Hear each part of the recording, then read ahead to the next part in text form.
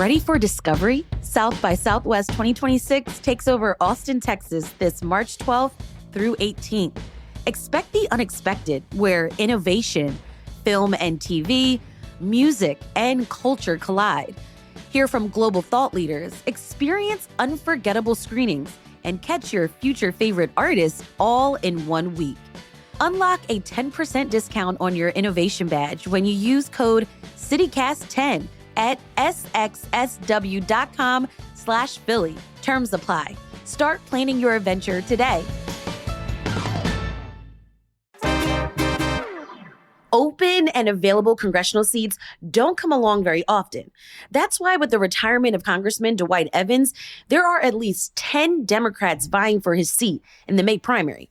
The 3rd Congressional District covers most of Philly and is very blue, making the primary in 3 months the race to watch. But how are voters supposed to make sense of the race with so many candidates? Our political contributor, Lauren Vidas, is here to help us out. It's Wednesday, February 11th. I'm Trenae Nuri. This is CityCast Philly, and every Wednesday, we're talking politics.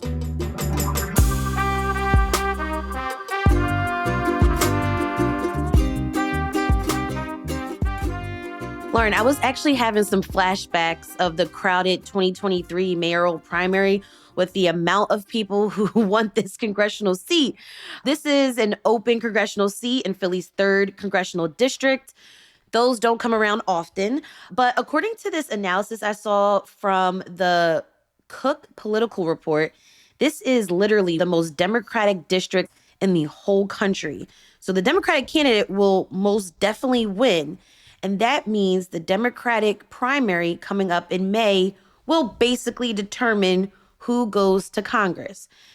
But Lauren, can I ask you to first explain why this matters if there's definitely going to be a Democrat in this seat? Why does it matter which Democrat it is? And it's not like Democrats have control right now in Congress anyway. Right. That's a great question. So for folks who don't have all of the congressional maps memorized, like us political nerds, the 3rd Congressional District basically is like the western half of Philadelphia. So if you kind of split the city in half from Broad Street, most of the western half and parts of South Philly down by the stadiums are the 3rd Congressional District. Now, this race is important for a whole host of reasons. Number one, having strong representation for Philadelphia in Congress means that funds and resources come to Philadelphia. Mm-hmm. Now, Congress is a little bit different than maybe city council or some of the sort of like the local seats that people are used to hearing about, in that Congress is about longevity and leadership, right? So having a person who can, number one, serve for a number of years, build up a strong track record, and get leadership positions means more power to the city of Philadelphia. So I think what's interesting about this crop of candidates is that they're relatively young compared to some of our current congressional leadership that we've seen. So I think this is a really great opportunity for voters in Philadelphia to pick somebody not only that can represent the city's best interests, but ensure that they are able to get resources back to the city of Philadelphia, which is really what these federal seats are important for. Interesting. Lauren, what do Philadelphia Democratic voters want right now? Is it to have a party that's pushing back on what we're seeing come out of the White House and the priorities of the Trump administration? Or are there other key areas that the party is focused on? Or are there resources maybe to a particular issue that Philadelphians need or want?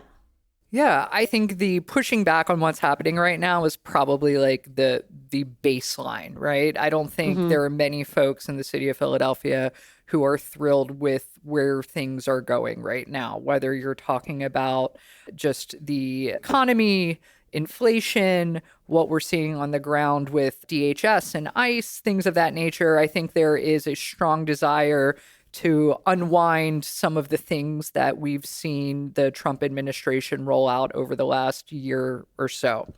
But I also think it's important to note that the Democratic Party is not a monolith. Philadelphia voters are not a monolithic bloc. There are going to be disagreements on certain policies. Some parts of the city, even if they're Democrat, are more conservative than other parts of the city. Some parts of the city want tough on crime, more police. Other parts of the city say abolish the police, right? So there's not like a one size fits all answer. I think what in general people want to see is that they want to be able to, send their kids to good schools. They want to be able to walk outside without fear of being shot or run over by a car or physical harm, so public safety. And I think they want to be able to buy a home, afford rent, just really common basic things that I feel like we've sort of taken for granted as policy planks, right?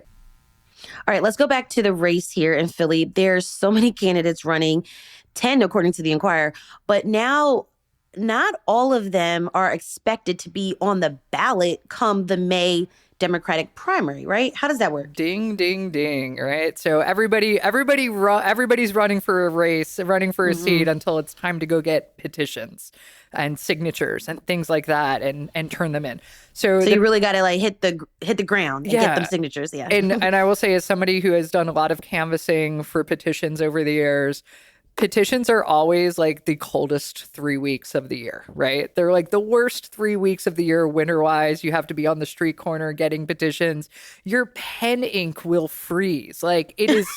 You think I'm kidding? You have to like keep your pens inside your coat so that like the ink doesn't freeze. It is. Wow. It's not easy, and it's a low barrier to entry, but it's a barrier to entry nonetheless. And what it does, it requires people to decide, hey, do I really want this? It's been fun to explore. It's been fun to say I'm running for Congress, but am I willing to put in the work to actually go collect these signatures? And it also shows and it requires like some sort of organizational capacity, right? If you don't have an organizational capacity to get on the ballot, you're probably not going to have the organizational capacity to win this election. And so that's why the petition period is really important. It sort of like weeds the people out of not only do these folks want it bad enough, but are they organized enough to actually get on the ballot and run this race? So yeah, 10 people have declared for the race. My guess is that we'll probably see 5 or 6 get on the ballot. And you may even see folks drop off even after they've made it on the ballot, because they may say, like, they look at the fundraising numbers and say, you know what, right. I can't compete. Or they may see polling and they may decide that the hill is just too steep a climb and they'll drop out of the race before the primary. So you will not have 10 people to choose from, rest assured. You very well may have 5 or 6 though. Okay. So with those 6, if they do make it on the ballot, like, how are Democratic voters supposed to sort out who they are, what the difference is between them, and really which candidates' priorities align with their beliefs? Yeah, it's tough, especially when there's far more similarities between these candidates than there are differences, right? Those differences are really like kind of on the edges. It may be like priorities. You may have some folks who think housing is a more important priority than education, and everything's important, right? But it's just, how do these folks rank them? So there's going to be a number of opportunities for voters to really kind of understand where these candidates are on different issues. There will be public forums and debates. I think they've started up, right? So making sure that you're kind of like paying attention to see where these folks will be talking to each other side by side, and they'll be able to call out differences and call out where separate themselves from the pack. Just editorials and things like that. Use your journalists are a great resource in terms of like journalists covering these folks and doing profiles and things like that. That you'll see deeper dives into backgrounds and things like that. What about the endorsements too? Those matter, right? The endorsements matter. Yeah. I mean, so a lot of times endorsements are sort of like just a political kind of, they do matter in the sense that they matter as a sort of like binary kind of signal, right? So if somebody's endorsed by labor, that means that they're good for labor. It doesn't mean that everybody else is bad for labor. It just means that they have the political support of labor, right? So I think trying not to read too much into endorsements is probably important. And I think we've sort of ruined this phrase because of COVID, but do your own research, I think, is really important, and really kind of like go on the policy pages, see what folks are talking about on their campaign, right? Like the things that they're talking about in their 3-minute stump speech are probably the things that are most important to them. And so there will be a bunch of resources, but I honestly think these forums and these debates are probably the best way, because you see not only it's them interacting, it's the candidates interacting with each other, right? So it's playing off of each other, responding to each other. That's where you're going to see people's personalities too come out. Like you're going to be sending this person to Washington, you'll be able to see how they operate under pressure. We're going to go over who some of the candidates are after this quick break.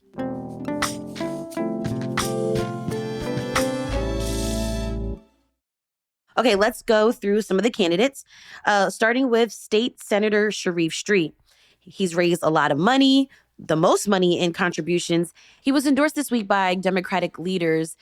He was previously endorsed by the politically powerful trade unions and has one of the most famous political names here in the city.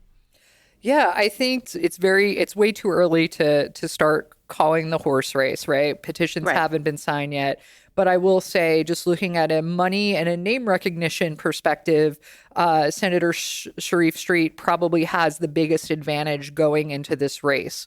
He's also had a leadership position with the state Democratic Party. So he's got a couple of advantages going in. He's worked in and around politics for decades now. So this is a person that knows his policy stuff as well. So he's going to be a very formidable candidate for everybody in the race, and certainly has a big advantage with both the resources and his name recognition. Okay, let's talk about State Representative Chris Rabb, who is portraying himself as a very progressive candidate in this race. Is that a winning strategy in this crowded field? Because progressive candidates haven't always done well in Philly. And I'm thinking back to Helen Gim, who was running for the mayor's seat. What do you think of his strategy so far? I mean, it's a strategy that allowed him to win his state representative seat when I think folks had expected somebody who was more traditionally aligned with the party to win. So it's proven to be a winning strategy in the past. He's been able to raise a significant amount of money from his sort of small donor progressive base. I think what it comes down to is what does this final slate of candidates look like? Is he the only progressive candidate in the race? If so, he may be able to consolidate that voting block into the votes he needs, whereas other folks are splitting blocks, right? So again, it's until we know what the final ballot looks like, it's really hard to predict. Again, Philadelphia is not a monolith. I think we're thought of as a very progressive city, but that's not necessarily true. It depends, it's neighborhood by neighborhood. Where are you? But I think Representative Rabb certainly has like a strong messaging advantage given everything that's happening right now on the federal scale. Folks who may not have previously aligned with the progressive wing of the party may say, given everything that's happening, we've got to fight fire with fire, right? So it's too early to tell, but it certainly could go either way. Tell us about State Representative Morgan Cephas. She's someone you've known for some time. What's her possible path to victory? Yeah, I've known Morgan since we were legislative aides in City Hall together. I think Morgan's path to victory is she comes across to me as sort of the most relatable. She's young. She's only, I believe, 41 years old. She's, grew up in West Philly. I think people look at Morgan and see their neighbor, right? See somebody that they can relate to on a very visceral, regular level. And I think there's something appealing about that, where we're kind of tired of these career politicians. We're tired of folks who, once they get into office, they forget where they came from. And I think Morgan really does bring that, like, hey, let's go get coffee and talk about like what's going on in your neighborhood and how I can help energy to this race. Hmm. The candidates that we did just mention, they are already elected Electeds. officials, Yep. but there are some candidates who aren't. And one of them is Dr. Ayla Stanford. And she's never run for office before, but she's made a name for herself in the city because she organized efforts to get people vaccinated during the pandemic. Her organization is called the Black Doctors Consortium. How's her campaign going so far, even though she's not an elected official? Yeah, I think the thing that she's not an elected, but she is certainly somebody that's been in the public eye through her service during the pandemic. And I think the thing that surprises a number of folks is to go back to your question about endorsements. I believe she has been endorsed by Congressman Evans, who's vacating the seat. She's had an endorsement from former Mayor Nutter. So she's got some longtime elected officials, public servants backing her in this race.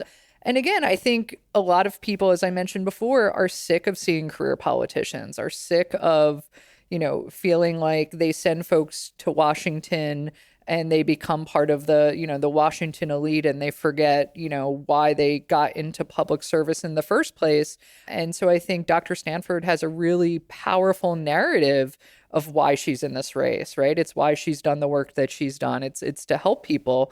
So I think she brings a refreshing perspective and background to this race. But I will say she's not the only doctor running. I was just about to say that. We have David Oxman from South Philly. What do you know about him? I read on his website he wants to focus on gun violence and the opioid epidemic. Well, we know the same amount about Mr. Oxman because I don't know very much about him other than what I've researched in advance of this recording. Yeah, another person that I think is probably kind of like Dr. Stanford has worked trying to heal a lot of the problems that we're seeing, whether it's opioids, gun violence, just public health in general, and has decided that rather trying to fix things after they're broken, we should probably try to fix the system so they don't break in the first place. And again, I think for a lot of voters, that's very appealing. I think there are certainly some uphill challenges trying to make that leap from a life of medicine to a life of politics, but I certainly appreciate that there are folks willing to engage on that. I'll add another name into the mix, Pablo Makani Saad. I believe he was the most recent addition in the race. He's raised a bunch of money. And is he also a political newcomer?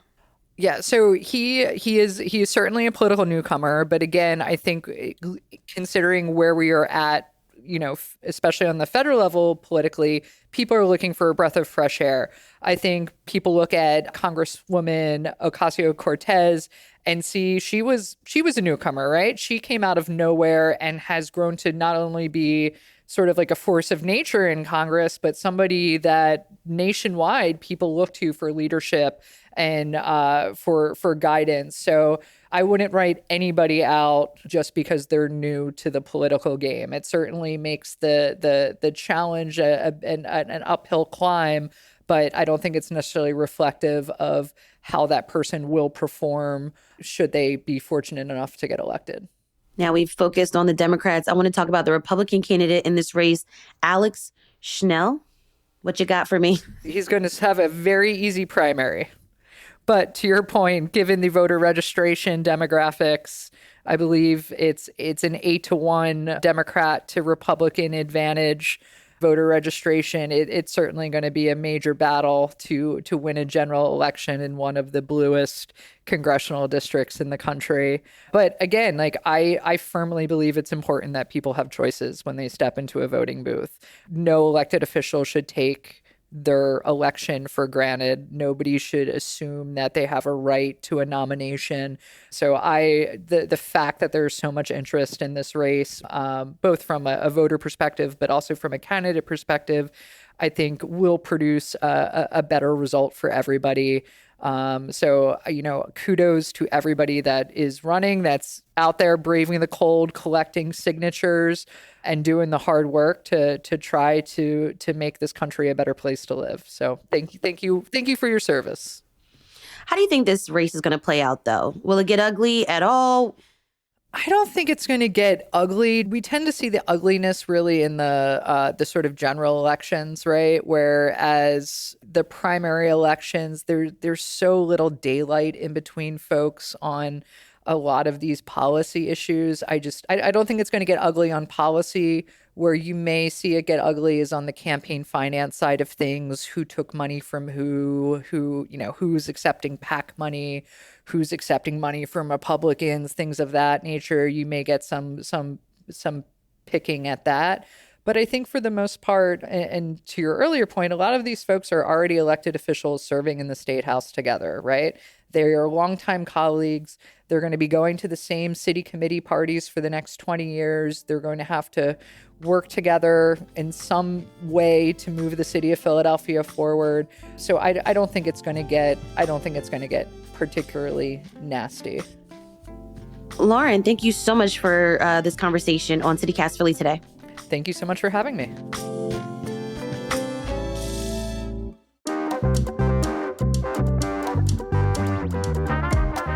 That's all for today here on CityCast Philly. If you like this episode about the race in the 3rd Congressional District and all the folks vying for a seat, share this with a friend. And sign up for our morning newsletter to learn more about what else Philly's talking about. There's a link in the show notes. And you can support our work by becoming a CityCast Philly neighbor at membership.citycast.fm. We'll be back tomorrow morning with more news from around the city. Bye.